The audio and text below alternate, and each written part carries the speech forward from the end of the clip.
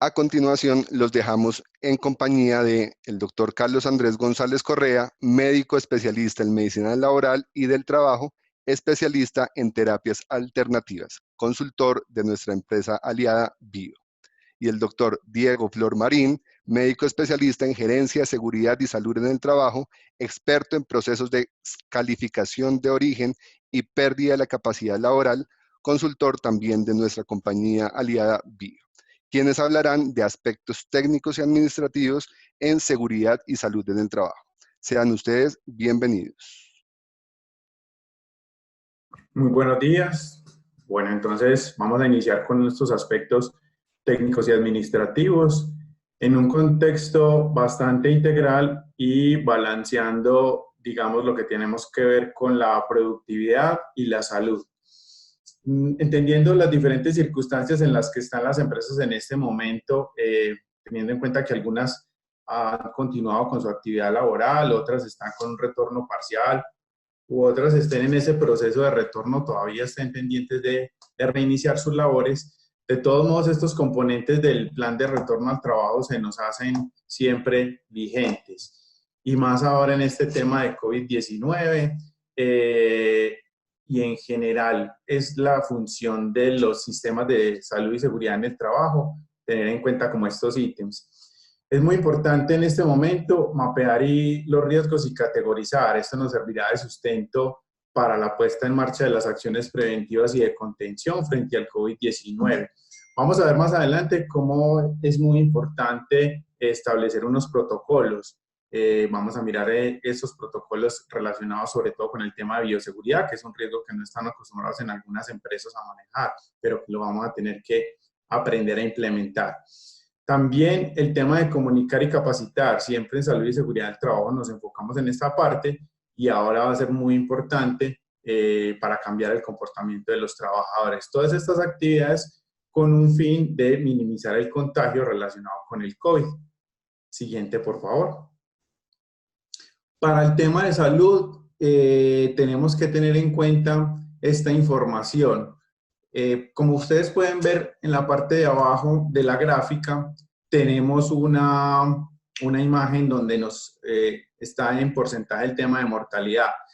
Vamos analizando que puede ser un poco más importante la mortalidad en el sexo o en el género masculino, sin mucha relevancia, pero vamos viendo cómo aumentando cuando hablamos de algunas condiciones de salud que pueden afectar esta mortalidad. Tenemos hipertensión, enfermedades respiratorias, diabetes y enfermedades cardiovasculares que aumentan grandemente el tema o el riesgo de la mortalidad. También vemos en los grupos de edad cómo es muy bajo el riesgo de mortalidad o la tasa de mortalidad en los grupos casi que hasta los del 40 a 49 y se va aumentando un poco más importante de 50 a este tipo de condiciones o trabajadores que también convivan con personas que tengan el coronavirus ya diagnosticado. Siguiente, por favor. Entonces, teniendo en cuenta este contexto inicial, vamos a hacer unas recomendaciones a las directivas de la empresa. La empresa siempre debe prepararse para la toma de decisiones asumiendo la responsabilidad frente a las medidas adoptadas con la mejor información disponible. Hay que tener en cuenta, obviamente, la legislación vigente para la toma de este tipo de decisiones y lo vamos a ver al final de la charla con la información legal. Siguen siendo pilares fundamentales la seguridad y salud en el trabajo, entendiendo pues de manera amplia como el bienestar en el trabajo desde el liderazgo y la coherencia de la gerencia y las áreas administrativas, teniendo en cuenta un riesgo adicional que se nos presenta, que es el riesgo biológico. Como tenemos este riesgo biológico, entonces vamos a hablar de unos casos que seguramente vamos a tener que identificar, sobre todo prevenir, pero en un momento también identificar para establecer la respectiva notificación a la Secretaría de Salud. Regálame la siguiente. Unas recomendaciones básicas. Hay que hablar del tema abiertamente, hay que educar a los trabajadores frente a las medidas preventivas integrales, reducir y o controlar al máximo los desplazamientos y digamos como las diferentes circunstancias que se nos presentan en espacios comunes y favorecer la flexibilidad. esto integrado en diferentes ambientes, como lo vamos a ver más adelante. Siguiente. Vamos a hablar de estos protocolos básicos que básicamente se nos presentaron ahorita con la resolución 666 del 24 de abril del 2020. Insistimos y ratificamos la importancia de establecer un diagnóstico detallado de las condiciones de trabajo y de las condiciones de salud de los trabajadores. Es muy importante entonces establecer un protocolo de bioseguridad. Frente a este protocolo y frente a esta resolución aparecen, digamos, como procedimientos o protocolos adicionales relacionados con elementos de protección personal, limpieza y desinfección, manipulación de insumos y productos, algo relacionado con la parte de medidas locativas, hay un tema de manejo de residuos y de control de plagas, se nos presenta también la necesidad de hacer alternativas en la organización laboral, tanto de la parte remoto como presencial, y inclusive la resolución menciona temas importantes como la vivienda, o sea, las precauciones que tenemos que tener y recomendar a los trabajadores en su vivienda, en el transporte o los desplazamientos y en los espacios comunes que tengamos como con los trabajadores en las diferentes áreas, por ejemplo, como de alimentación. Ahí en la resolución también se menciona el tema de prevención y manejo del contagio, qué hacer en estos casos, y también se debe especificar o definir un protocolo o procedimiento. También habla de un plan de comunicaciones, esto es muy importante, pues teniendo en cuenta que la información llegue de manera completa y veraz para todos los trabajadores. Y siempre insistimos en que para conceptos específicos se tenga en cuenta a los consultores y aliados expertos. Siguiente. Vamos a hacer aquí un pequeño diagrama de lo que sería el plan de manejo de casos. Es muy importante tener claridad sobre las condiciones de salud y de trabajo, ya lo hemos mencionado. Si tenemos o debemos establecer protocolos en salud. Tener en cuenta el perfil del personal de salud y seguridad en el trabajo que nos apoya para que podamos optimizar este recurso y definirlo y orientarlo en cómo podemos, digamos, facilitar que nos ayuden en este proceso. De apoyo al interior de la empresa sería muy importante que las podamos implementar y sugerir, porque muchas veces nos toca utilizar personas adicionales en la empresa o buscar diferentes consultores o instituciones aliadas que nos permitan desarrollar estos protocolos. Vamos a tener en cuenta desde la parte de salud dos cosas: el conceptos médicos de aptitud y la encuesta de estratificación de riesgo del trabajador. Los conceptos médicos de aptitud que nos hablan, digamos, de la historial de los trabajadores, si los hemos venido realizando. Y también, frente al tema del COVID, una encuesta de estratificación de riesgo del trabajador enfocada en las patologías que veíamos al principio. Cuando nos aparezca un caso, que puede ser en cualquier nivel, no necesariamente tiene que ser un COVID-19, pero digamos alguien que nos presente algún síntoma o alguna condición de salud de las que mencionamos, vamos a tener en cuenta los datos básicos: el cargo, la edad, la localización, la EPS. Vamos a tener en cuenta un reporte de condiciones de salud cuando se esté reportando, y la posibilidad de un concepto médico paramédico, ya sea con el personal de salud que tenemos en la empresa o buscando digamos, la posibilidad de acceder a algún otro tipo de concepto. Vamos a tener en cuenta entonces la posibilidad también de acceder a servicios de salud, o que haya algún tipo de teleconsulta que nos ayude a resolver este caso, y también tener en cuenta los protocolos que hemos definido. Finalmente, la resolución se nos da con, si hay la opción de un tamizaje médico dentro de la empresa, buscar el concepto de un consultor o buscar definitivamente una consulta presencial o asistencial que nos permita definir una conducta y un plan de seguimiento para ese trabajador, sea por su condición de salud o sea por unos síntomas actuales. Bueno, eso era lo que tenía para la parte de aspectos de salud y seguridad en el trabajo. Los dejo con mi compañero Diego para que les continúe la exposición. Muchísimas gracias. Ok, gracias, Carlos. Yo continúo con el tema de definiciones que ha establecido pues, el Ministerio de Salud y de la Protección Social para un adecuado manejo del COVID-19. La primera definición que debemos tener en cuenta se llama contacto estrecho.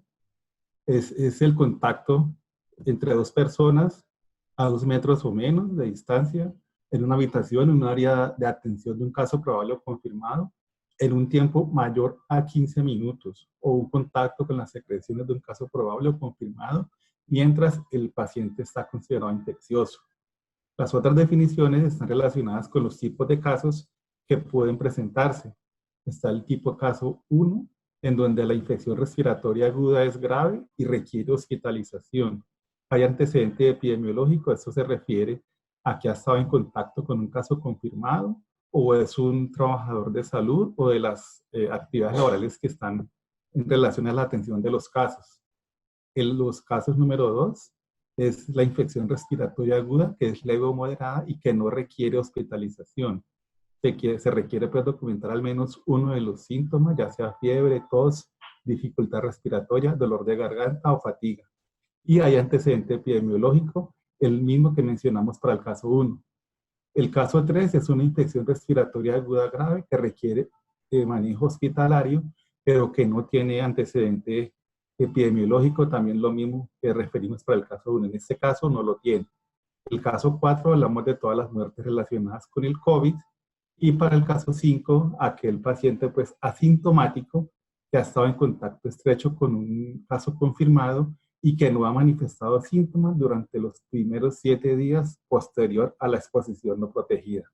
La siguiente, por favor.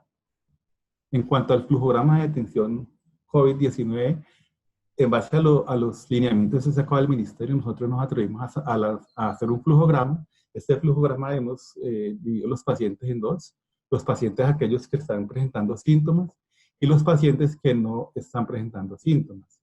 Los que están presentando síntomas, la primera pregunta que nos debemos hacer es si ha estado en zona de riesgo o si ha estado en contacto estrecho con un caso probable o confirmado, es decir, si hay el contacto epidemiológico. Si este contacto epidemiológico no lo hay, entonces sería un caso 3, de todas maneras debemos vigilar los síntomas y si requiere hospitalización será un caso 3. Si este paciente sí presenta contacto epidemiológico, entonces debemos realizar todas las actividades de desinfección del área de trabajo, del empleado a sus alrededores, desinfectar zonas comunes, aislamiento de contactos estrechos, aislamiento del empleado, reportar el caso y toma de la muestra. Si esta muestra es negativa, se descarta el caso. Si esta toma es positiva, ya dependiendo de si los síntomas son leves o moderados, sería un caso 2. Y si los síntomas son graves y requiere hospitalización, sería un caso 1. Por el otro lado, están los empleados que no tienen síntomas. Si en algún momento se detectan síntomas, este paciente pasaría al grupo de los empleados que tienen síntomas. Si definitivamente no tiene síntomas y no es un contacto estrecho, de todas maneras se vigila y si en algún momento tiene síntomas, pasa al lado de síntomas. Y si definitivamente tenemos un trabajador que no presenta ningún síntoma y es contacto estrecho, entonces debemos aislarlo por 14 días a este trabajador y tomar una prueba para confirmar el COVID mínimo 7 días después de la exposición. Y ese sería el caso número 5. La siguiente, por favor.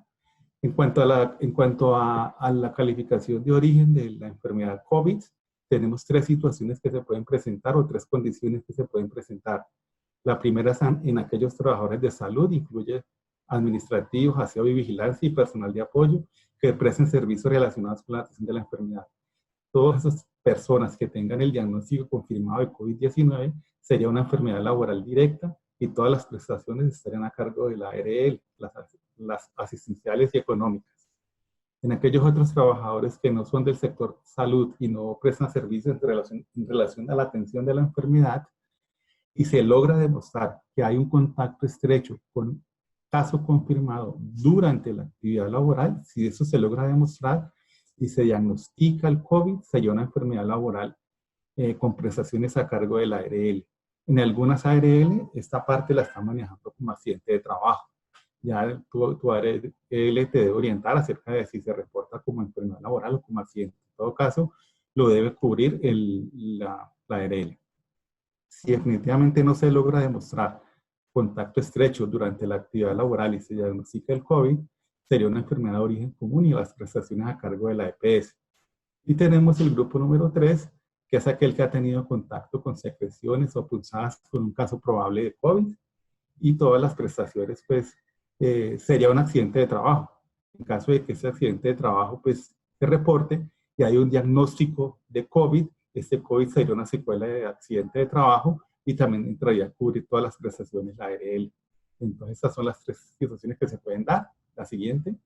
Aquí tenemos los números telefónicos de las EPS a nivel nacional. Importante la labor de las EPS en esta actividad, pues son las encargadas del manejo de los casos, de la toma de la muestra, del procesamiento de la muestra, de orientación. Entonces, estas son líneas telefónicas que nos dan información acerca del COVID. Siguiente. Aquí está, pues, las líneas telefónicas de las Secretarías de Salud, también en donde se dan informaciones relacionadas con el COVID. La labor de la Secretaría de Salud en este momento entra a ser de más de vigilancia, en que las personas estemos respetando el aislamiento y los casos positivos estén respetando, pues, el confinamiento. La siguiente. Y tenemos la aplicación Corona, que es una aplicación que ha sacado el gobierno para que todos podamos colocar los síntomas que estamos presentando.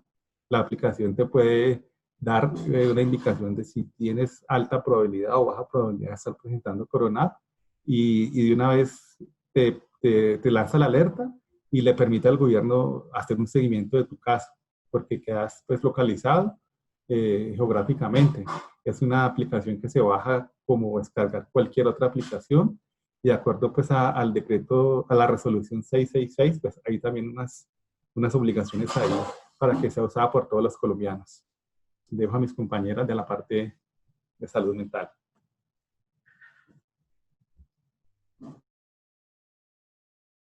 Listo, gracias, Diego.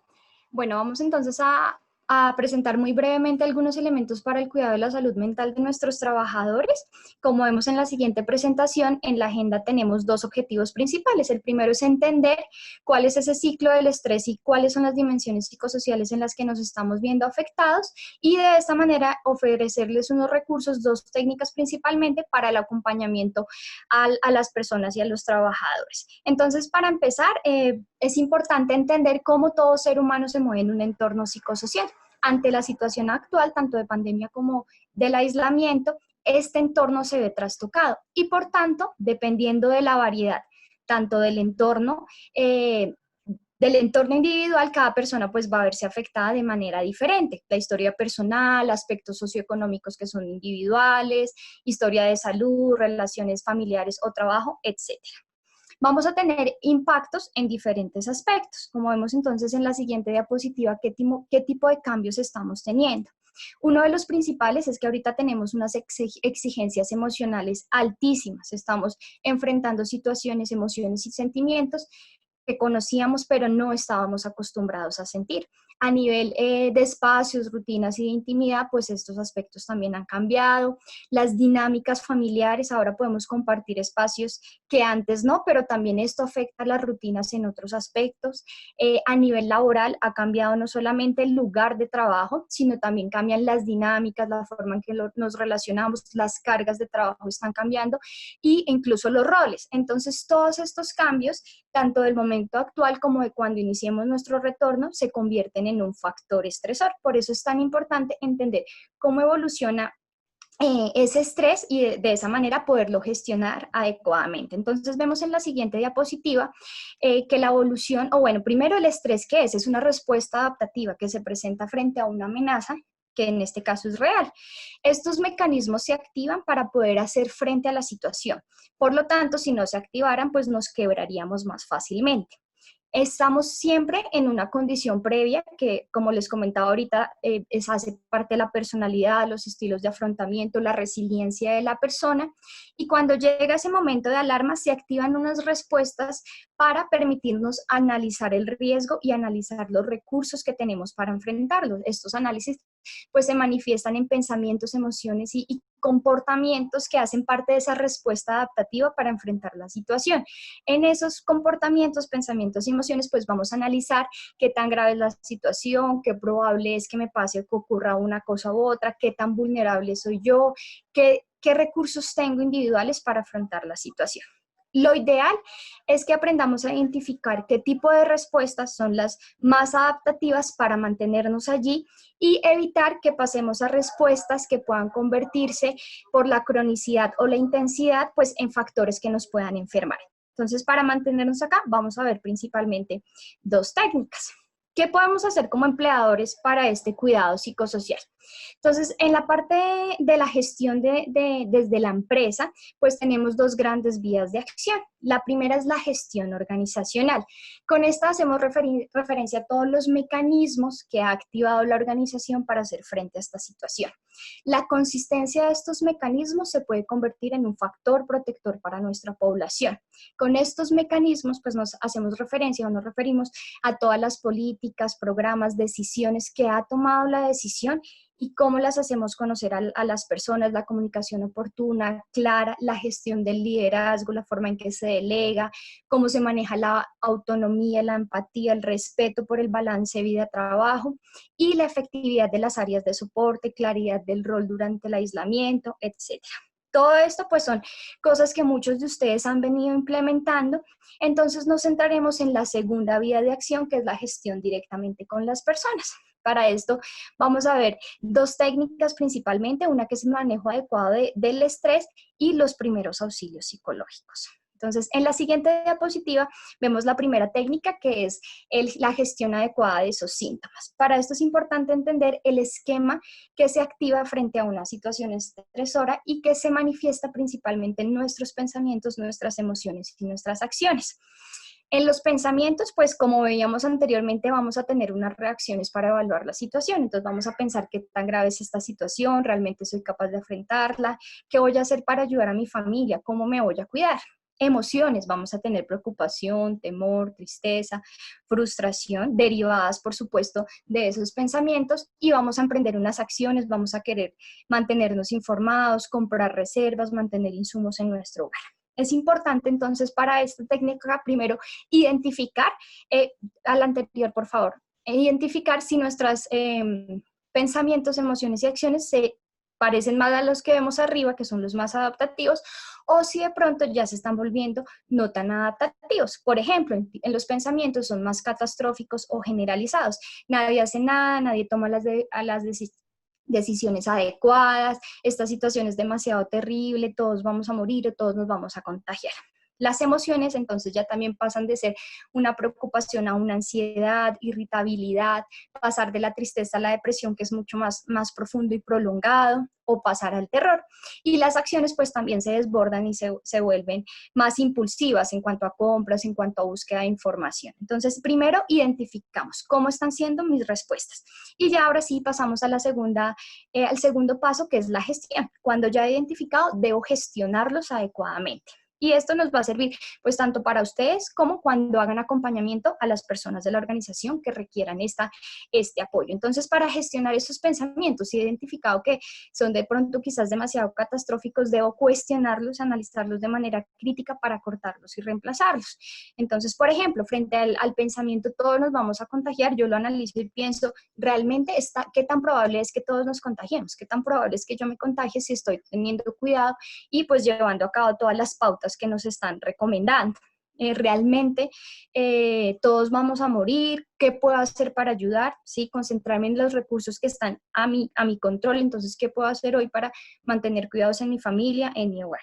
En cuanto a las emociones, validarlas. Lo primero, cuando las hemos identificado, debemos ya validarlas es aceptarlas, es decir, sí, hoy amanecí triste o frustrado o desmotivado y es válido que hoy esté así.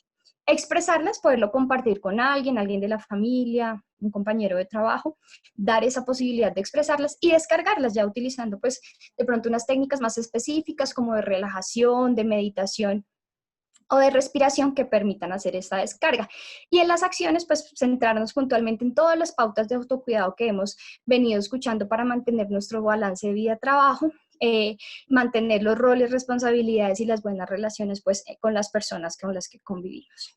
Y la segunda técnica que vamos a mirar serían los primeros auxilios psicológicos. En los primeros auxilios psicológicos, bueno, es importante que tengamos claro para quién va este apoyo. Este apoyo iría dirigido para esas personas que se han manifestado angustiadas, afectadas o que están sufriendo por un reciente acontecimiento, pues que pueda ser crítico o grave.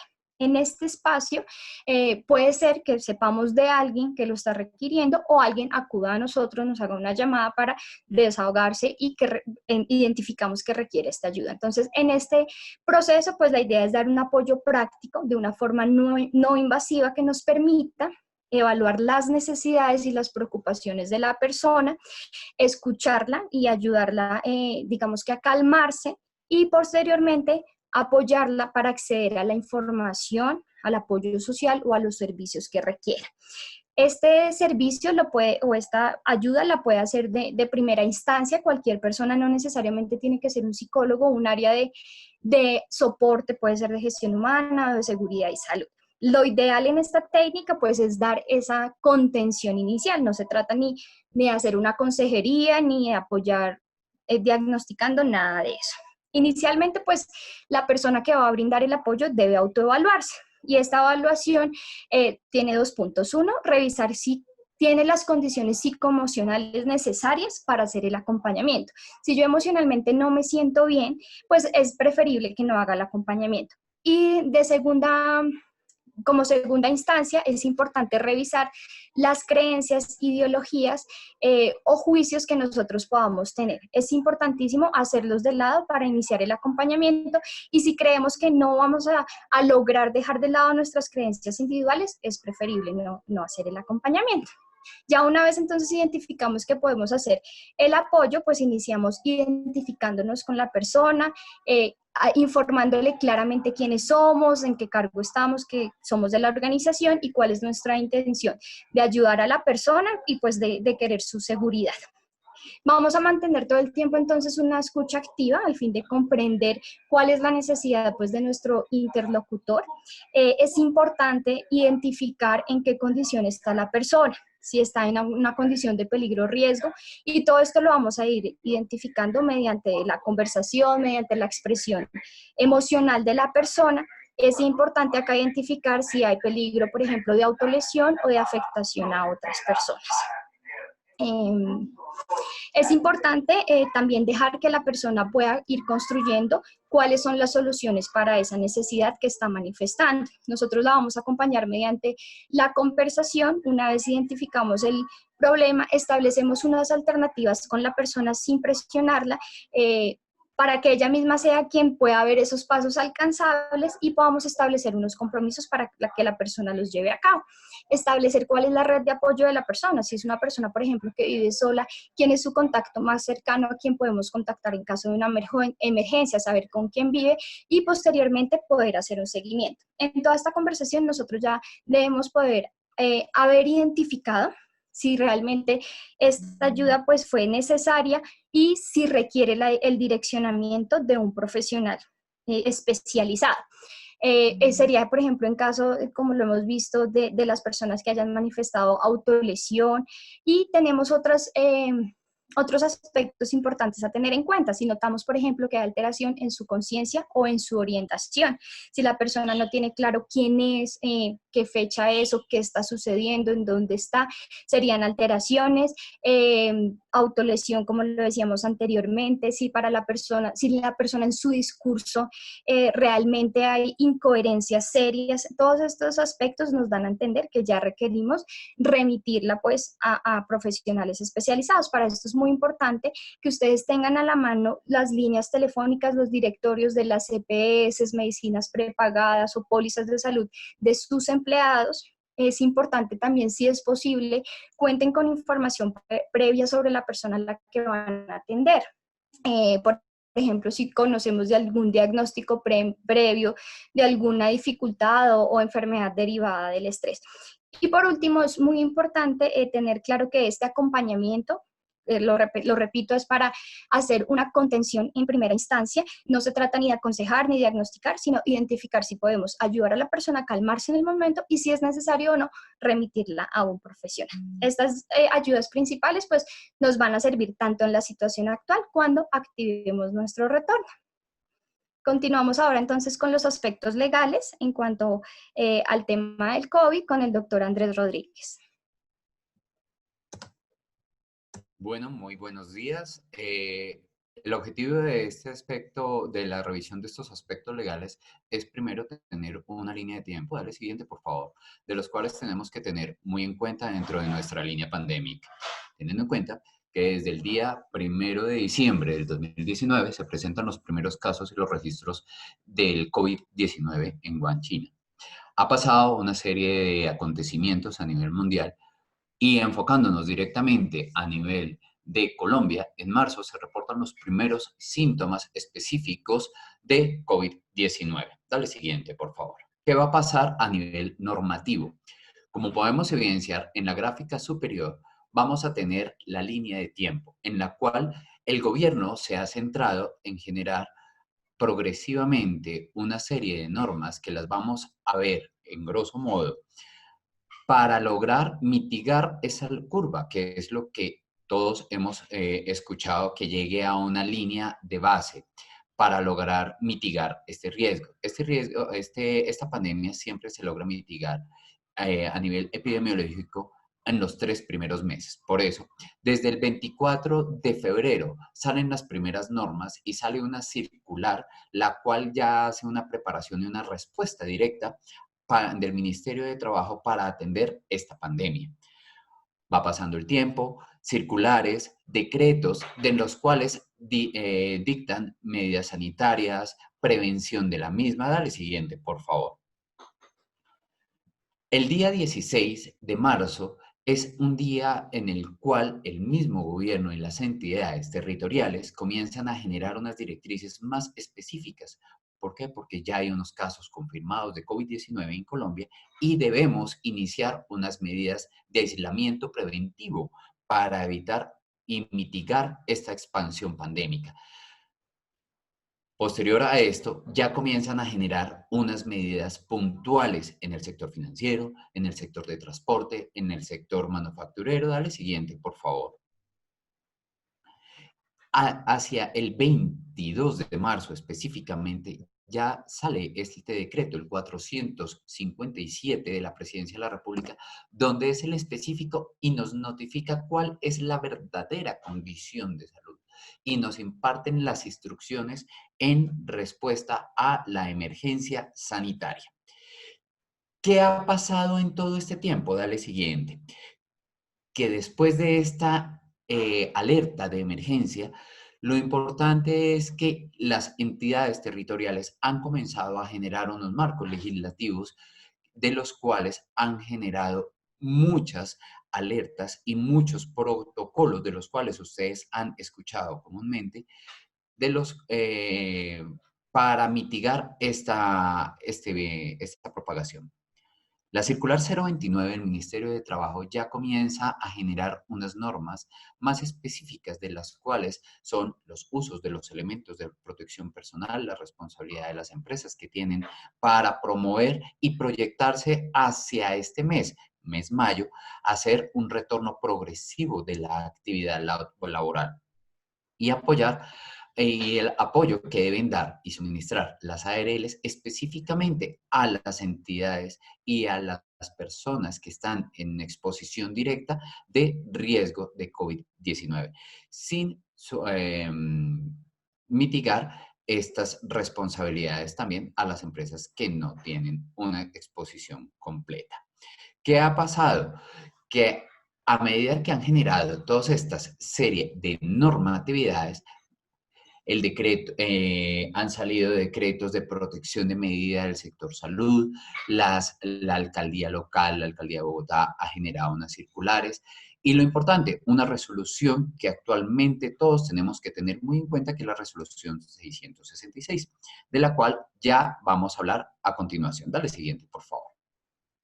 Importante tener en cuenta varios aspectos puntuales. Primero, el decreto 1072 que habla sobre las responsabilidades de los trabajadores. En este decreto habla específicamente de procurar el cuidado integral de su salud. ¿Qué es? Que el trabajador, ya sea trabajo remoto o trabajo en la planta como tal, en la en la empresa como tal, debe procurar siempre el cuidado integral, no solo de su salud, sino de sus compañeros. Por eso esta resolución 666 habla específicamente de cómo debemos hacer el aislamiento, qué debemos hacer, cómo lo tenemos que actuar.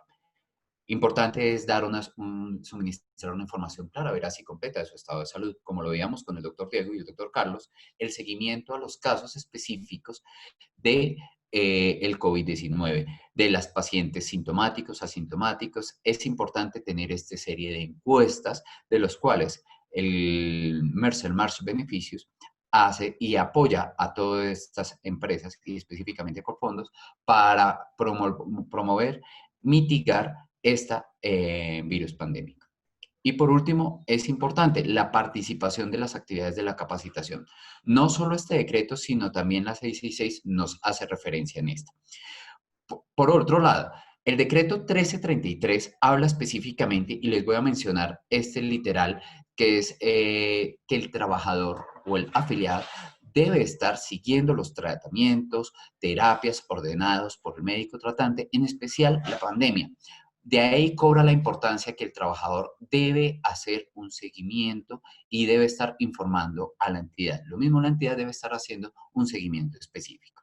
Como vamos a ver en la siguiente diapositiva, y nos vamos a centrar un poco más, es en la parte del retorno laboral. Dale siguiente, por favor.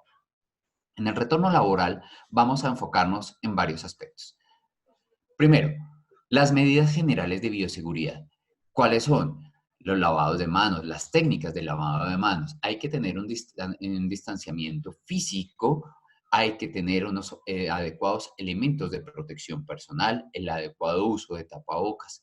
Es importante saber cuándo cambiarlo, cuándo no cambiarlo, si hay un deterioro físico como tal del elemento de protección personal, cuándo debemos utilizar un tapabocas convencional o cuándo no. Los pasos para colocar y retiro los tapabocas convencionales, motivo por el cual todo este tipo de capacitaciones lo debemos que ser de tener al interior de cada una de la organización y que las personas lo familiaricen y lo socialicen y lo interpreten muy bien.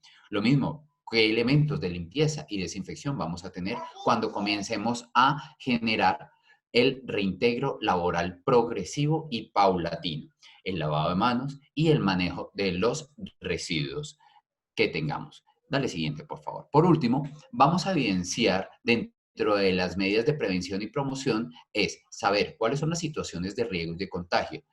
La empresa debe asegurar todas las actividades se lleven en cumplimiento, tanto el trabajo como remoto o trabajo a distancia, como el trabajo en forma presencial.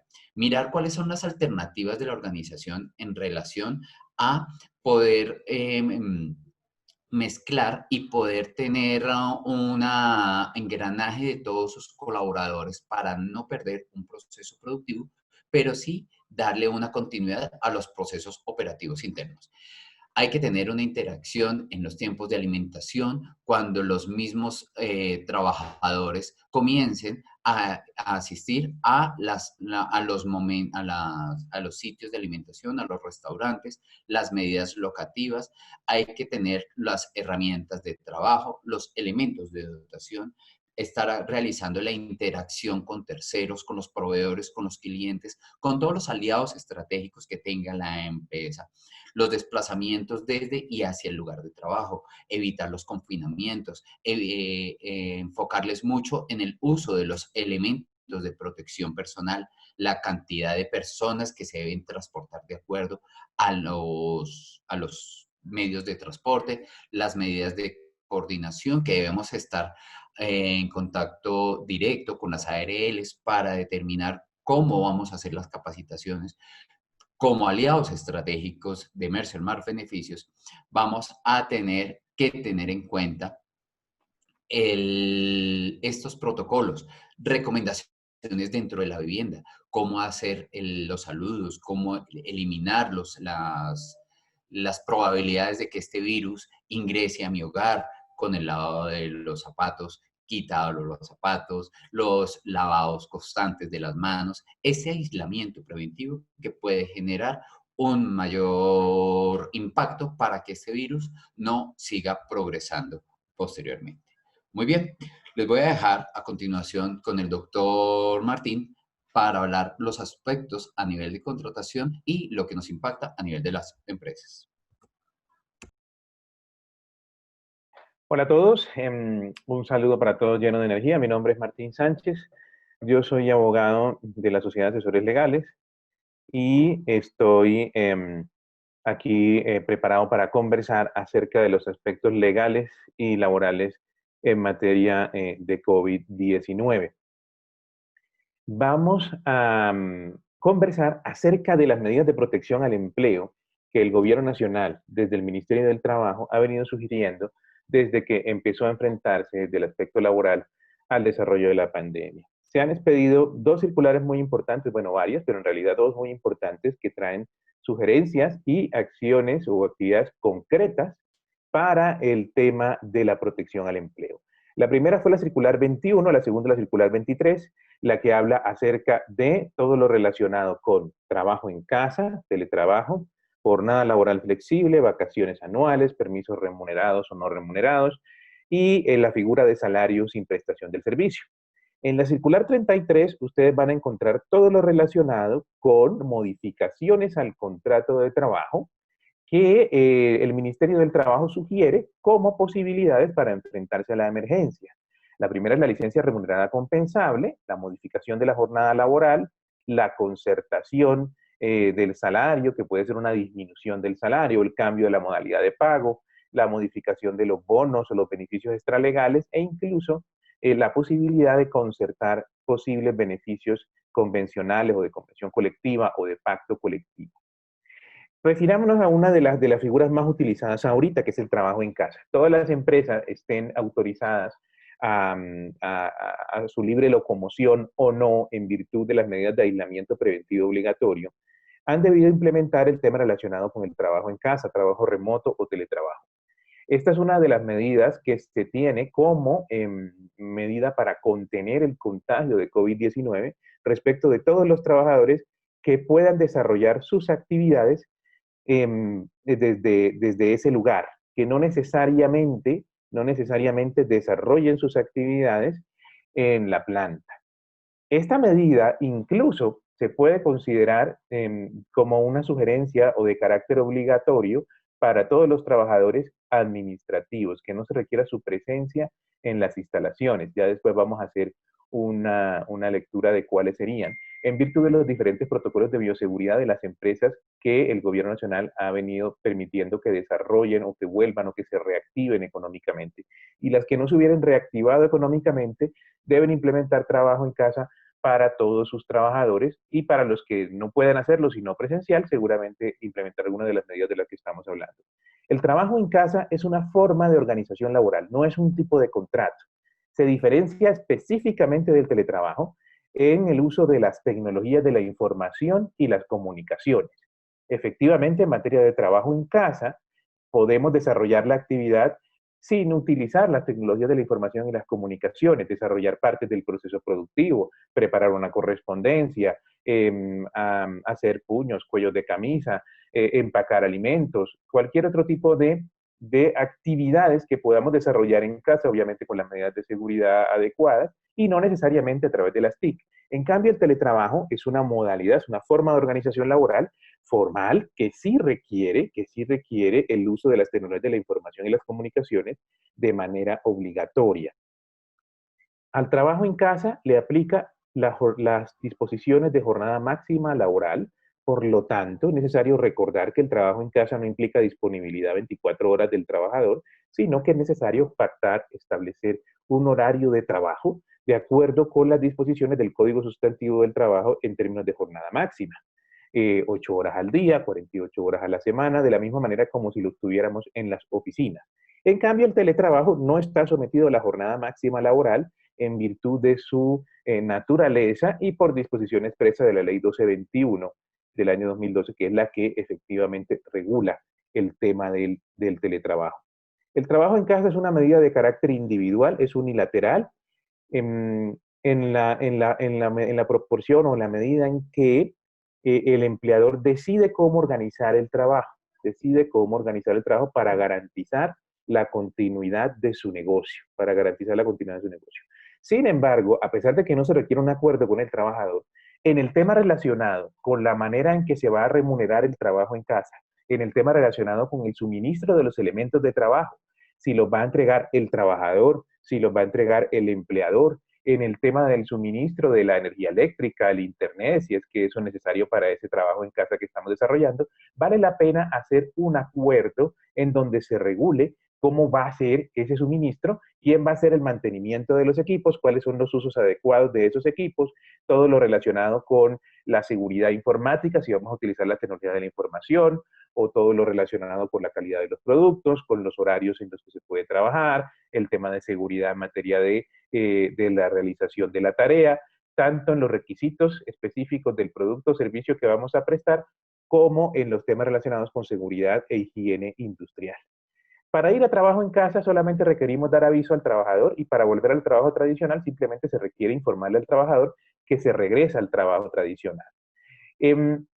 El contrato para la persona que está en trabajo en casa permanece vigente, no cambia, es el mismo, simplemente se puede hacer el acuerdo privado para el suministro del lastigo, el suministro de los elementos de trabajo. El pago de salarios, el pago de la seguridad social sigue normalmente como si estuviéramos trabajando de la manera tradicional. Sobre trabajo en casa, entonces vale la pena concluir y dejar muy claro que es una de las medidas que se debe considerar muy seriamente. Es decir, que se debe considerar como una medida incluso de bioseguridad, una medida de control administrativo en materia de bioseguridad del riesgo biológico, porque así lo establece el protocolo de bioseguridad que tenemos vigente ahorita general para todas las industrias, la resolución 666. De tal manera que aun cuando se reactiven económicamente algunos sectores, como acabó de pasar en la última medida del gobierno nacional en el tema de construcción de edificaciones y manufactura, se debe seguir trabajando en casa para los cargos que así puedan desempeñar su labor, como los temas administrativos, como los temas de ventas en general, los temas de telemercadeo, todos los temas relacionados con áreas transversales y de apoyo. Esa es una medida de control de riesgo biológico de tipo administrativo que establece el protocolo de bioseguridad general establecido en la resolución 666 de 2020 para todas las actividades económicas. De tal manera que esa reactivación de las actividades de la empresa no necesariamente pasará por volver o hacer regresar a las personas que están haciendo trabajo en casa a su trabajo tradicional. Podemos pasar a la siguiente y vamos a ver la siguiente medida de protección al empleo. El tema de las vacaciones también es muy importante. Las vacaciones que ya se hubieran causado, es decir, los trabajadores que hubieran laborado durante un año, tienen la posibilidad de salir a vacaciones a disfrutarlas durante este tiempo de aislamiento preventivo obligatorio ordenado por el gobierno nacional. Antes, en nuestro Código Sustantivo del Trabajo, se exigía que se diera un aviso para la salida a vacaciones con una antelación de 15 días hábiles. Sin embargo, hoy en día, en virtud de las medidas de emergencia sanitaria, el especial decreto 488, ese plazo de 15 días se disminuyó a un día hábil. El trabajador no se puede oponer a la fecha en la que va a tomar las vacaciones. El empleador programa las vacaciones respetando lo establecido en el decreto 488, que es decir, avisándole un día hábil con un día hábil de anticipación. En cambio, las vacaciones anticipadas tienen otra suerte. Solamente se tiene derecho o se considera las vacaciones causadas cuando el trabajador ha laborado el año completo. No se van causando a medida que el trabajador va prestando los servicios. Se causa una vez, se cumple el año completo. Es decir, que si yo trabajo 6 meses, no es que ya causé medio periodo de vacaciones. Esa figura no existe en la ley. Yo tengo que trabajar todo el año para causar mis vacaciones. Por lo tanto, las vacaciones que yo le proporcione o yo le programe al trabajador antes de cumplir ese año de trabajo, será siempre vacaciones anticipadas. Esa medida está sugerida también por el Ministerio del Trabajo y se puede implementar al interior de las organizaciones, pero se puede implementar teniendo en cuenta, sobre todo para los empleadores, que ese dinero que se pague por esas vacaciones anticipadas corre el riesgo de que se pueda perder en la medida en que el trabajador se retire antes de que cumpla el año para causar esas vacaciones. La jurisprudencia en Colombia acerca de lo relacionado con esta figura de vacaciones anticipadas desde los años 60 establece que si el trabajador se retira antes de cumplir el año necesario para causar esas vacaciones que le anticiparon, el trabajador pierde, el empleador pierde, perdón, el dinero con el que haya financiado esas vacaciones anticipadas o colectivas. Y no así cuando cause el año. Sin embargo, durante estos últimos días de emergencia, algunos empleadores se han animado creativamente a hacer acuerdos para que si eso llegare a pasar, el trabajador renuncia porque consigue otra actividad laboral o decide simplemente dejar de prestar el servicio para esa empresa, entonces, en ese momento, se pueda descontar a través de un acuerdo privado. Esos acuerdos no tienen un antecedente jurisprudencial válido que justifique su aplicación. Sin embargo, algunos empleadores se están arriesgando a realizar ese tipo de descuentos en el momento en que el trabajador renuncia,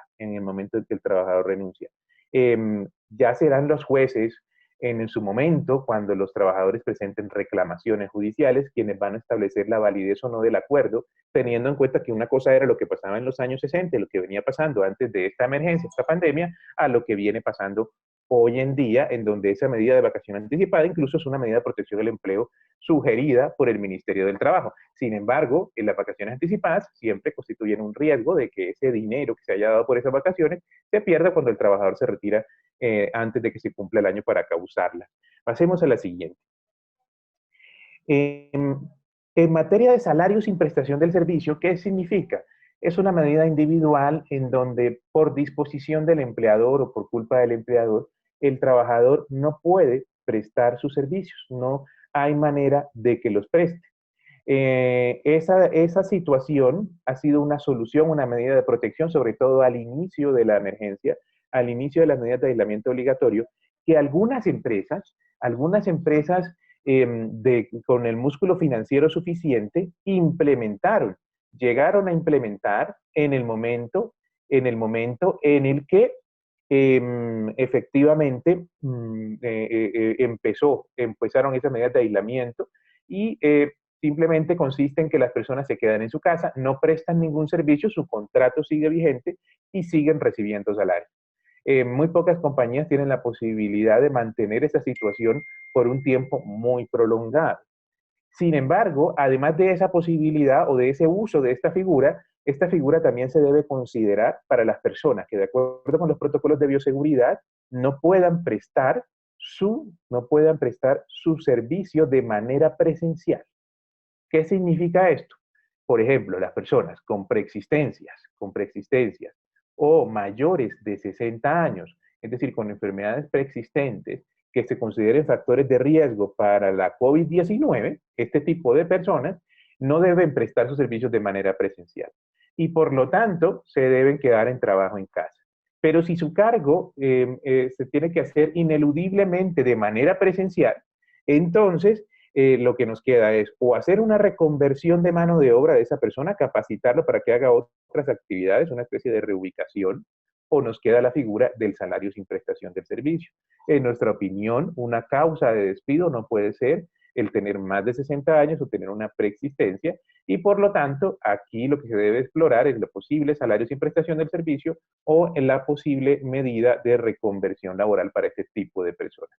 Pasemos a la siguiente. Vamos a hablar de la suspensión del contrato de trabajo. Hay dos figuras viables en la legislación colombiana desde antes del COVID que permiten suspender el contrato de trabajo en situaciones parecidas a las que nos encontramos ahorita. Una suspensión del contrato de trabajo lo que implica es que el trabajador ya no tiene que prestar el servicio y el empleador ya no tiene que pagar el salario, ni tampoco tiene que pagar cesantías, ni tampoco tiene que pagar vacaciones durante el tiempo de la suspensión. Solo debe reconocer las primas, solo debe reconocer su proporción, su parte en el aporte de salud y debe realizarse todo el aporte al Sistema General de Pensiones. No tiene que pagar ARL, ni tiene que pagar cajas de compensación, ni para fiscales en general. Esta medida de suspensión del contrato, entonces la podemos dividir para efectos de la situación del COVID en dos. Una primera, que es la del numeral primero del artículo 51 del Código Sustantivo del Trabajo que vemos en la diapositiva, y que corresponde a la suspensión del contrato de trabajo por fuerza mayor y caso fortuito. Y la segunda opción, que la vamos a ver en la diapositiva siguiente, ahorita que la pasemos más tardecito, vamos a ver la del numeral tercero, que es sobre la posibilidad de suspender el contrato por razones económicas, técnicas, financieras, objetivas, que no tengan que ver con la voluntad del empleador. Vamos a ver en qué se diferencian unas de otras. Entonces, la primera, la de fuerza mayor. Para el caso del COVID, la suspensión del contrato de trabajo por fuerza mayor solamente se da en virtud de la medida de aislamiento obligatorio, no en virtud de la emergencia sanitaria, porque la fuerza mayor y el caso fortuito son esas circunstancias ajenas a la voluntad de las partes que impiden materialmente que el trabajador pueda prestar el servicio. Es decir, el trabajador simplemente no se puede presentar a trabajar. Ese es el caso de la medida de aislamiento obligatorio a la que están sometidas muchas empresas en este momento, y se refiere únicamente a los trabajadores que deban prestar sus servicios de manera presencial en las instalaciones de la empresa, de manera presencial en las instalaciones de la empresa. Entonces nosotros tenemos aquí un caso muy especial. Este caso, numeral primero, fuerza mayor o caso fortuito, se da en el caso del COVID-19 por las medidas de aislamiento preventivo obligatorio designadas por el gobierno nacional. Los efectos de la suspensión son los mismos que yo acabo de enunciar. ¿Y cómo se hace el trámite para suspender ese contrato, para acceder a esos beneficios, a esos efectos de la suspensión del contrato? Pues simplemente avisando al trabajador y en forma simultánea avisando al Ministerio del Trabajo, explicando las razones por las cuales los contratos de esos trabajadores están afectados de fuerza mayor y caso fortuito y por esa razón no se pueden ejecutar. Y para reanudar el trabajo simplemente se le da un aviso al trabajador de que la situación de fuerza mayor y caso fortuito efectivamente cesó o terminó y por lo tanto el trabajador tiene 3 días hábiles para presentarse nuevamente a su puesto de trabajo en el horario habitual, salvo otra indicación que le dé el empleador. Estas medidas van a ser controladas por el Ministerio del Trabajo a través de fiscalización rigurosa, a través de una revisión muy fuerte del cumplimiento de las obligaciones laborales de los empleadores y también a través de fiscalización judicial de manera posterior, si es que alguna de las partes, ya sea el empleador o el trabajador, le propone esa revisión o esa discusión a un juez laboral. Pasemos a la siguiente y veamos la del numeral número 3. En la siguiente diapositiva encontramos la posibilidad de suspender o cerrar temporalmente toda la empresa, parte de la empresa, un establecimiento de comercio de la empresa o un área de la organización, teniendo en cuenta razones técnicas, económicas u otras razones objetivas que no dependen de la voluntad de la empresa. Esta suspensión puede tener una duración máxima de 120 días. Y esta suspensión no es como la anterior, que simplemente con avisarle al trabajador y avisarle al inspector se empieza a producir, sino que se requiere que haya una autorización previa del Ministerio del Trabajo para poder proceder a suspender los contratos.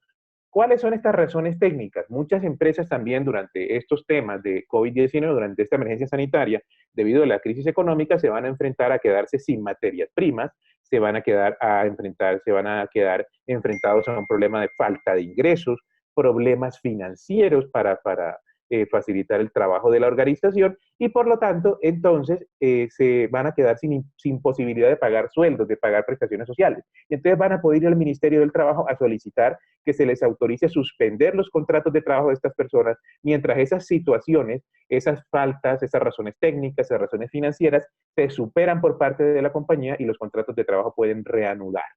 Aquí se requiere que se solicite la autorización al Ministerio del Trabajo, además de dar aviso al trabajador, y el Ministerio del Trabajo se demora 2 meses para dar esta autorización.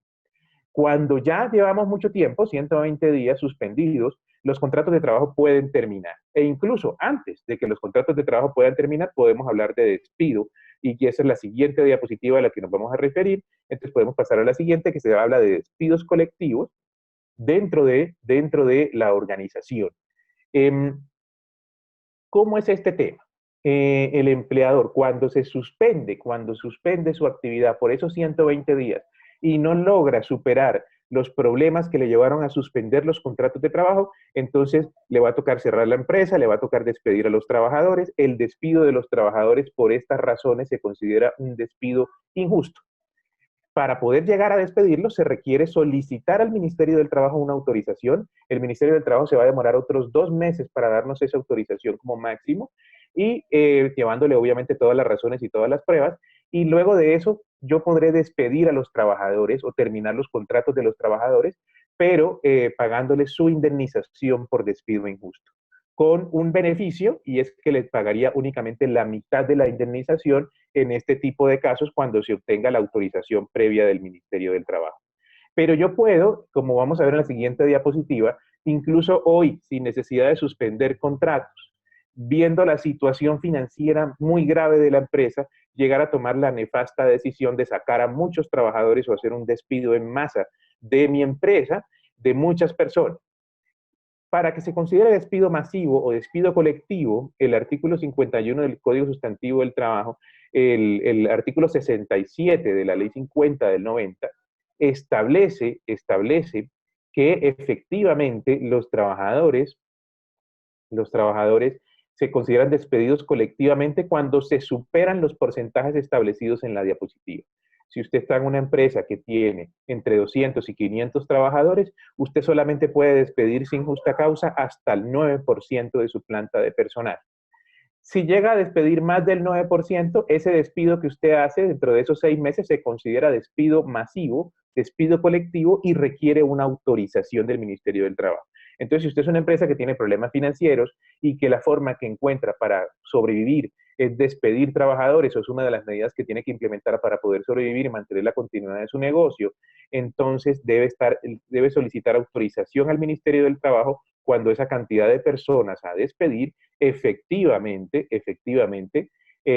incluya a más del porcentaje que aparece en la diapositiva. Nuevamente se requiere autorización previa del Ministerio del Trabajo, y esa autorización previa del Ministerio del Trabajo se demora más o menos 2 meses.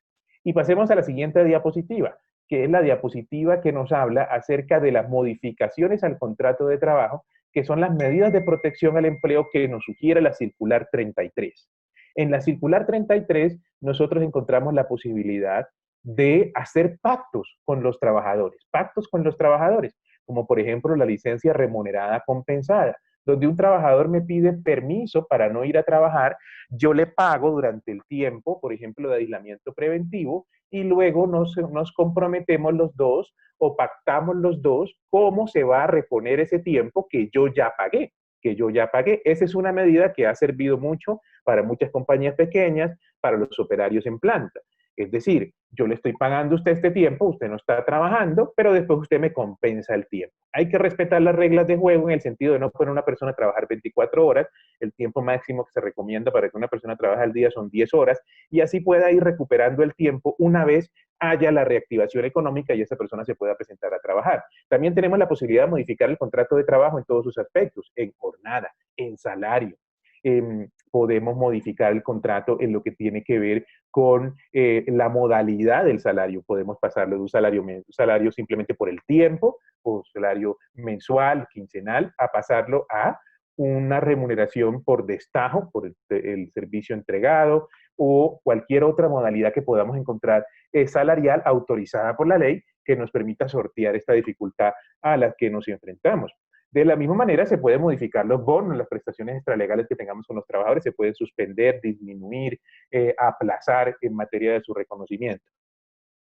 Siempre estas modificaciones deben respetar los derechos mínimos ciertos e indiscutibles, que son los derechos que los trabajadores tienen en virtud de la ley y son los derechos que los trabajadores tienen en virtud de convenios, pactos colectivos. Por ejemplo, el derecho a percibir una prima, el derecho a percibir cesantías, el derecho al salario mínimo no se pueden modificar o cambiar a partir de las modificaciones del contrato de trabajo. Pasemos a la siguiente. En conclusión, cuando un empleador está enfrentado a una crisis como la que tenemos en este momento, debe en todo caso, estar preparado para responder a las preguntas sobre cómo y de qué manera exactamente lo está afectando la crisis. Si su negocio va a ser viable o no va a ser viable en el futuro. Si tiene cómo superar este aguacero, este chaparrón mientras termina, en el escenario más negro que se pudiera presentar. y a partir de allí tomar decisiones respecto de su planta de personal. Quienes definitivamente deben terminar sus contratos de trabajo, quiénes van a continuar, en qué modalidad van a continuar, qué protocolos de seguridad debo yo implementar y con quiénes trabajadores, con cuáles puedo aplazar la decisión de sobre si los desvinculo o los mantengo, como es el caso de trabajadores de la planta que no pueden desarrollar sus actividades presenciales. Ahí yo podré suspender los contratos, enviar las personas a vacaciones, incluso hacer los pactos de permisos remunerados compensables que establece la circular 33. Entonces, el conocimiento de la empresa, saber para dónde va la compañía, va a ser muy importante para que el empleador tome algunas de las medidas que acabamos de conversar o todas ellas al mismo tiempo, porque las medidas no se excluyen una a las otras dentro de una misma organización. Les agradezco mucho su tiempo, muchas gracias por su atención. Entiendo que ahorita viene una sesión de preguntas. Muchas gracias a todos nuestros panelistas por entregarnos esta importante información. Hemos recibido varias preguntas a lo largo de la presentación y dedicaremos el tiempo restante a responder algunas de ellas. La doctora Ana Pereira moderará estas preguntas.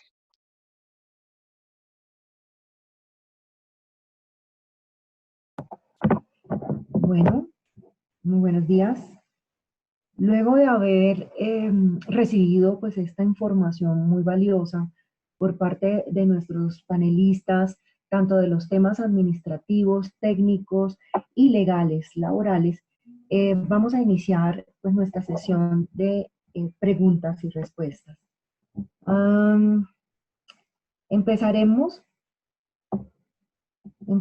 por las siguientes, más del tema administrativo y técnico. Para el doctor Carlos Andrés González, una empresa de transporte que ha continuado labor misional en conductores.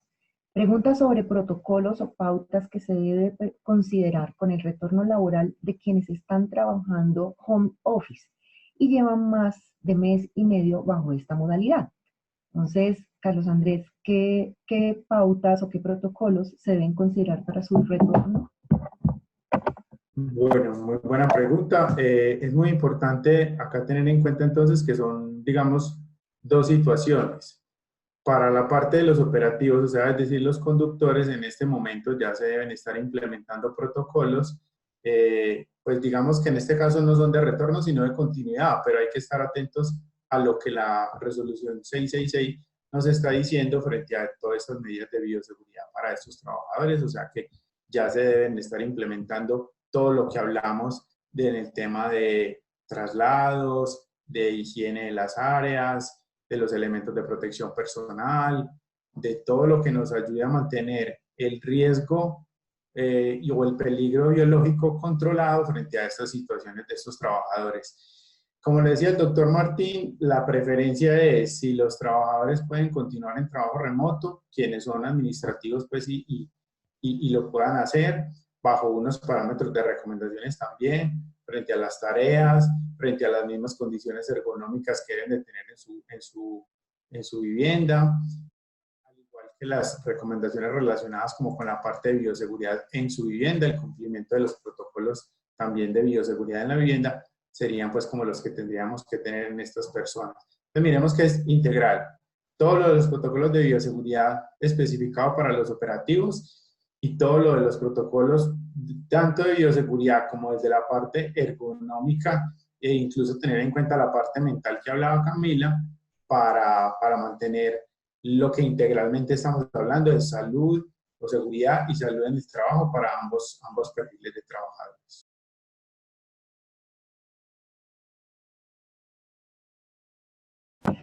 Muy bien. Pasamos a las siguientes preguntas. Se refieren más a temas de contacto y de su manejo de casos. Para el doctor Diego Flor, ¿quién paga los días de aislamiento de un trabajador expuesto a contacto estrecho, está sintomático, mientras esperan los resultados de las pruebas? Buenos días. En general, las entidades promotoras de salud están reconociendo días de incapacidad por el COVID cuando hay un certificado de incapacidad expedido por uno de los médicos de su red. Si no hay certificado de capacidad expedido por los médicos de su red, no reconocen la incapacidad. Y en general también los médicos de la red de las EPS están expidiendo incapacidades solamente a aquellos trabajadores que presentan síntomas. Si el trabajador no presenta síntomas, difícilmente el médico le podrá expedir una incapacidad. En aquellos casos en donde el trabajador está sintomático, pero ya se ha confirmado que es un caso positivo, en estos casos yo diría que sí habría que expedir la incapacidad. Muy bien. Siguiente pregunta, está relacionada también con el manejo de casos. Nos preguntan, si la empresa le tomaron la muestra a un trabajador y se perdió, y la EPS le dice que no la vuelve a tomar, ¿cómo se procede en estos casos? Si el caso es un contacto estrecho, o sea, es un contacto estrecho, yo diría que habría que repetir la prueba. Si es un contacto estrecho. Habría algunos pocos casos en donde la EPS podría optar por no tomar la prueba. Por ejemplo, en aquellos casos que son asintomáticos, que no han presentado síntomas, la prueba se perdió, podría optar por no hacer la prueba molecular, sino, por ejemplo, hacerla de anticuerpos. O aquellos casos que tienen síntomas leves, síntomas respiratorios leves, no tienen, es decir, no tienen dificultad respiratoria o no tienen un deterioro progresivo, un rápido progreso de la enfermedad y no tienen factores de riesgo, podría optar uno por lo mismo, no hacer la prueba molecular, sino hacer la de anticuerpos.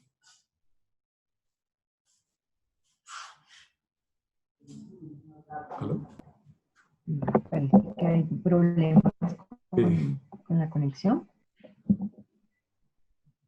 Entenderíamos que, dada la decisión de la EPS de no volver a tomar las pruebas, hay que tener muy en cuenta el cuestionario de síntomas de riesgo. Diego, igualmente lo de la Secretaría de Salud Departamental, ¿no? Uno podría colocar la queja de la EPS en la Secretaría de Salud Departamental, en los teléfonos que mencionamos. Perfecto, perfecto, muchas gracias. Otra pregunta, también para el doctor Diego Flor. ¿Qué casos se consideran enfermedad laboral y cuándo califica accidente de trabajo? Se refiere más a la diferencia de cuándo reportarlo y cuándo se está definiendo como accidente y cuándo como enfermedad laboral. Está claro para dos grupos el origen de la patología. Enfermedad laboral para aquellos trabajadores del sector salud o de aquellos trabajadores que están relacionados con la atención de los casos. En estos trabajadores es enfermedad laboral directa. Y accidente de trabajo es en aquellos casos en donde se ve un contacto accidental con una secreción. En estos casos sería un accidente de trabajo y si se llegase a diagnosticar la enfermedad, entonces sería una secuela del accidente de trabajo. Hay un tercer grupo que son el resto de trabajadores que no son de salud y no han tenido contacto estrecho contacto con una secreción. En este grupo de trabajadores, las ARL lo están manejando unas como accidente de trabajo y otras como enfermedad laboral. Lo importante en este grupo es demostrar que se presentó un contacto estrecho durante la actividad laboral que está desempeñando la persona. Muy bien, muchas gracias. Las siguientes preguntas se relacionan más con el tema legal laboral. Doctor Martín Sánchez, ¿es legal que dentro de los pactos realizados una compañía por esta coyuntura decida bajar los salarios de un empleado para que devengaba, por ejemplo, 5 millones, podría bajarlos a un salario mínimo? ¿Esta situación sería permitida? Bueno, aquí la autonomía de las partes, la voluntad de las partes es el principio fundamental. El empleador no puede disminuir los salarios ni cambiar las condiciones del contrato de trabajo, diferentes a las que ya vimos en las medidas de protección al empleo. Por ejemplo, cambiar unilateralmente la jornada o cambiar unilateralmente el salario, ¿sí?, sin la autorización del trabajador. Entonces, cuando el empleador le proponga una disminución tan dramática de sueldo, el trabajador tiene todo el derecho de negociar y oponerse a esa modificación. Pero si la llega a aceptar, esa modificación sería válida mientras subsistan los momentos o las razones de la emergencia. Entonces, si no la acepta, el empleador no le puede variar el salario de manera unilateral. Es un negocio que tiene que hacer el trabajador y el empleador en procura de mantener la fuente de empleo, pero no puede haber una modificación unilateral dentro de ese negocio.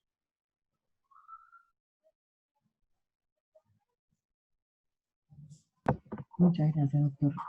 Otra también relacionada con el tema legal laboral, nos dice, para que una persona pueda suspender un contrato, necesariamente tiene que pedir la autorización al Ministerio de Trabajo.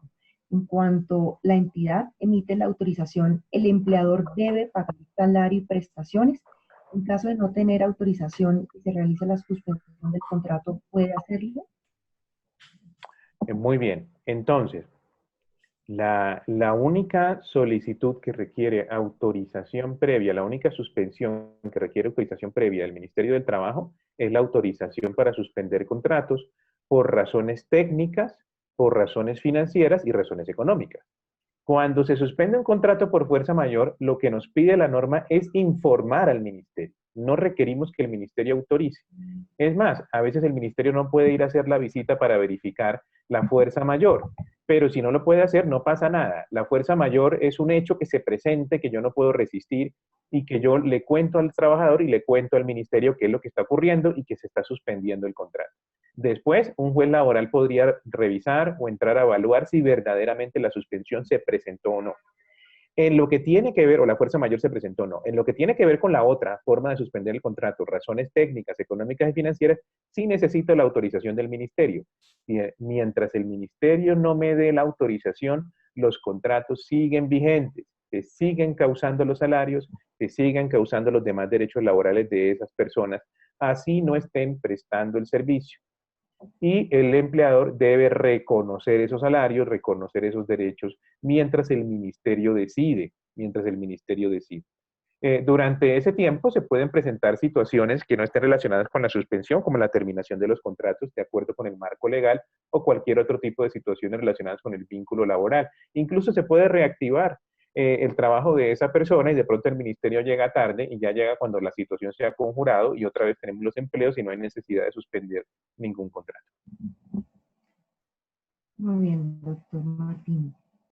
Otra pregunta que nos hacen en estos temas es, ¿qué sucede si el trabajador se opone a tomar vacaciones causadas o vacaciones anticipadas? O sea, nos preguntan para ambos casos ante la oposición del trabajador.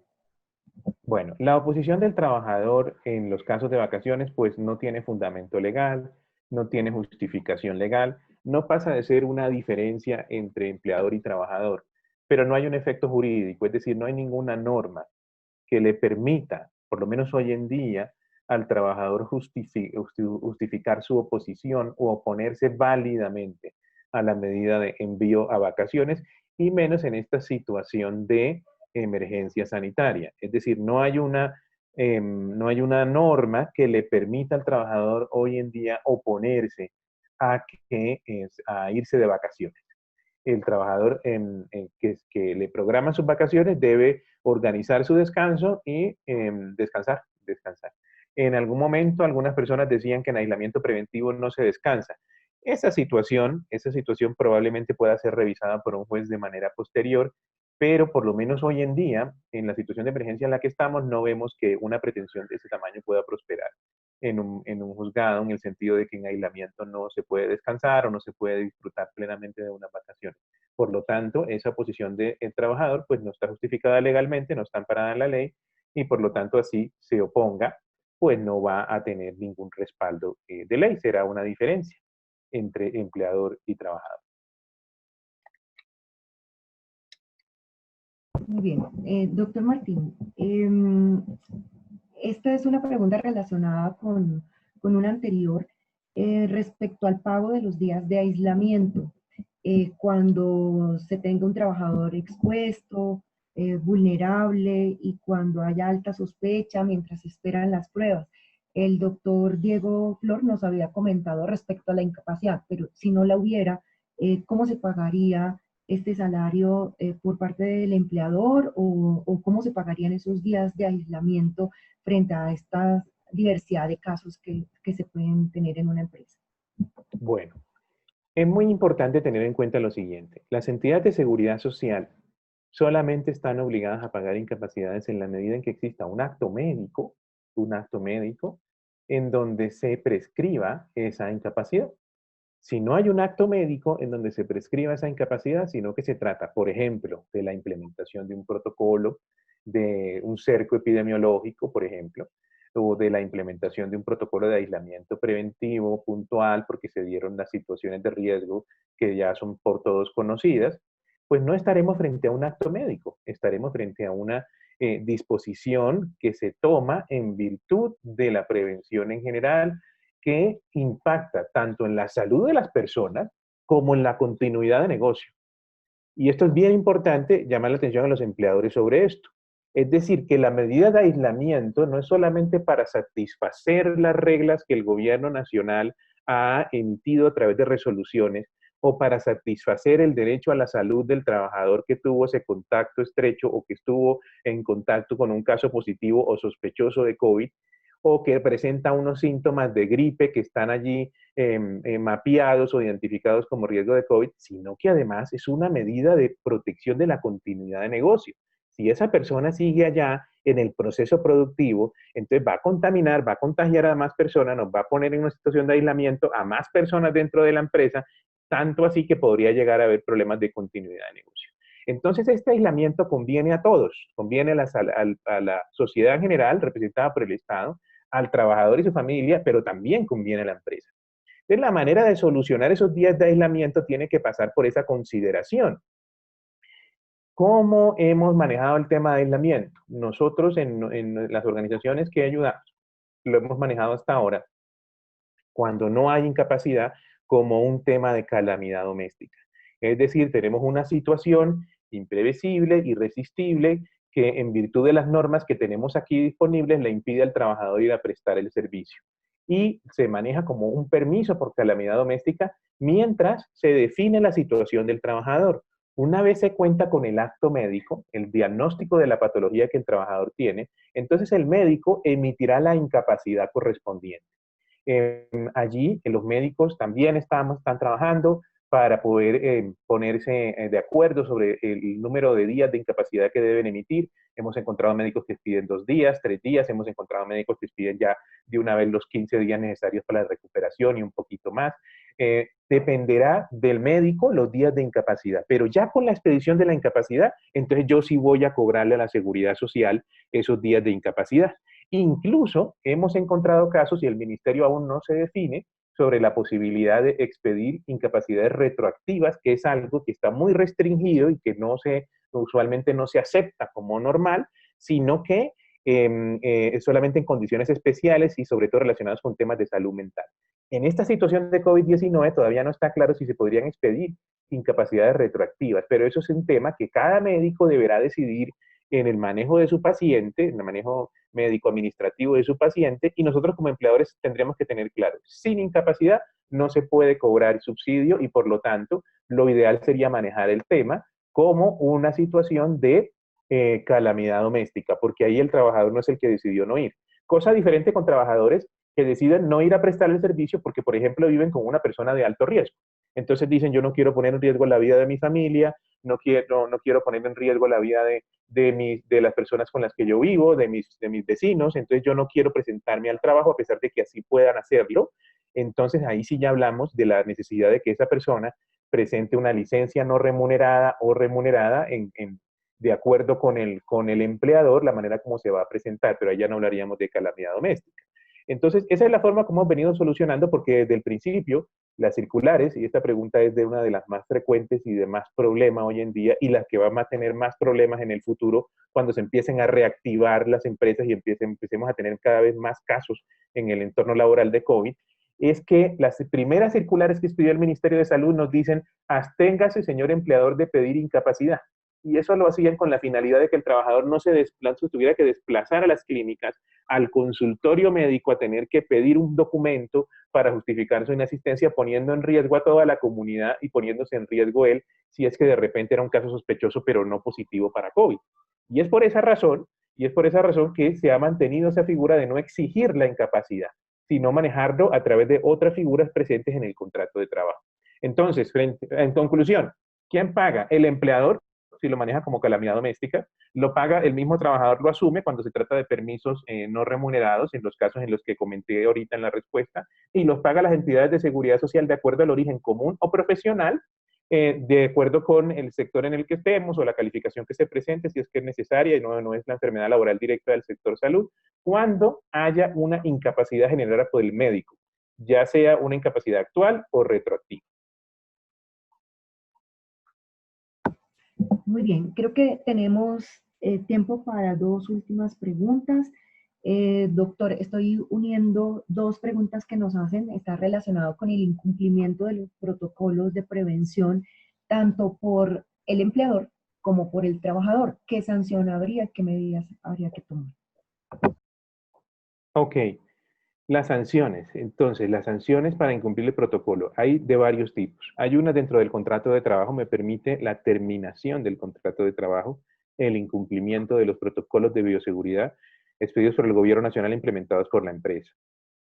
El incumplimiento de los protocolos también lleva, en los casos más graves, a que la situación sea puesta en conocimiento de la Fiscalía General de la Nación para que investigue el delito de propagación de epidemia o de pandemia. Y de esa manera esa persona responda penalmente por incumplir sus obligaciones. ¿Cuáles son los casos graves? ¿Cuáles son los casos meramente administrativos? Personas que no utilizan el tapabocas de manera adecuada, que no asisten a las capacitaciones, que no se lavan las manos correctamente. ¿Cuáles son los casos más graves? Hombre, los casos más graves son las personas que, siendo positivo para COVID-19 confirmado por la legislación, no cumplen la medida de aislamiento, salen y llevan el virus al puesto de trabajo o a sus vecinos o a su entorno social. Esas son las personas que son investigadas por la Fiscalía en los casos más severos de incumplimiento de los protocolos. En lo demás, hay la posibilidad de terminar los contratos o, si no se quiere terminar el contrato, ejercer las sanciones establecidas en el Código Sustantivo del Trabajo, que tienen que ver con la suspensión por 8 días por la primera vez y hasta 2 meses al trabajo por la segunda vez.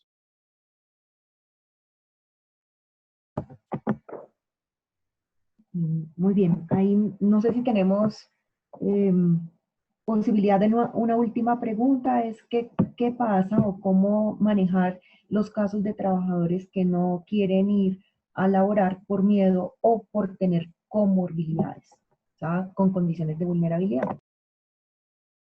Ok, entonces ahí de pronto yo voy a empezar con la parte de sanciones del contrato y de repente de pronto de la parte médica me completa con el tema de protocolos.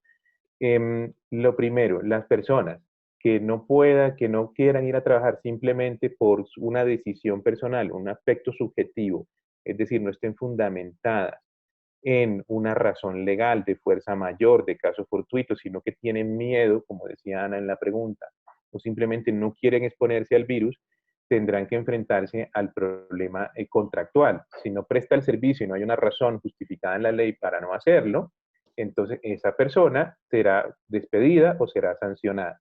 Ahora bien, las enfermedades que implican factores de riesgo para el COVID-19, de acuerdo con los protocolos de bioseguridad, no deben desarrollar trabajo presencial.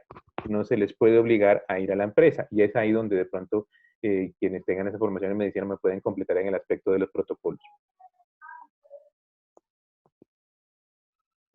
Muy bien, muchas gracias. Damos por finalizada pues esta sesión de preguntas y esperamos pues hayan sido resueltas en su totalidad y a satisfacción pues de quienes la hayan formulado. Muchísimas gracias al doctor Martín Sánchez, a los doctores Carlos González, Andrés Mauricio Rodríguez, Diego Flor y Camila González por la exposición que nos han presentado el día de hoy. Esperamos que sea de gran valor para la aplicación de todas estas medidas y de toda esta información en sus empresas. Muchísimas gracias. Muchas gracias por habernos acompañado en nuestro evento en línea el día de hoy. Tengan en cuenta que durante los próximos días recibirán nuevas invitaciones a otros webinars, con lo que queremos llevar a sus empresas información importante que los ayude a sortear de la mejor manera esta situación atípica por la que estamos atravesando. Recuerden que esta fue una presentación de Bio, Marsh y Marsh Consulting Risk, líderes mundiales en gestión de riesgo y seguros, con el patrocinio de Colfondos. Para mayor información, visiten nuestro website www.marsh.com. Espero que todos tengan un feliz día y no olviden que las memorias de este evento les serán enviadas vía correo electrónico.